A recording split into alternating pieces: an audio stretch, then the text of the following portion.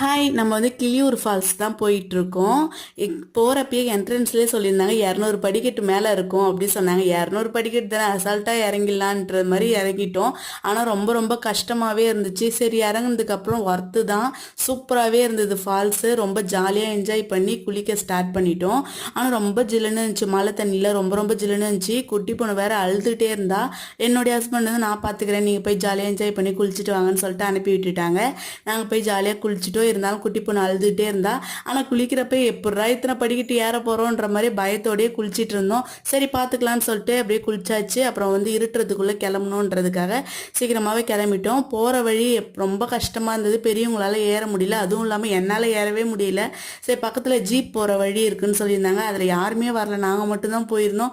தூரமாக இருக்குமோன்ற பயத்தோடயே போயிருந்தோம். பரவாயில்ல, கொஞ்சம் கிட்ட தான். அப்படியே ஜாலியாக என்ஜாய் பண்ணி ஏறியாச்சு. நீங்களும் இந்த மாதிரி இடம் போயிருக்கீங்க, கமெண்ட் பண்ணுங்கள். நெக்ஸ்ட்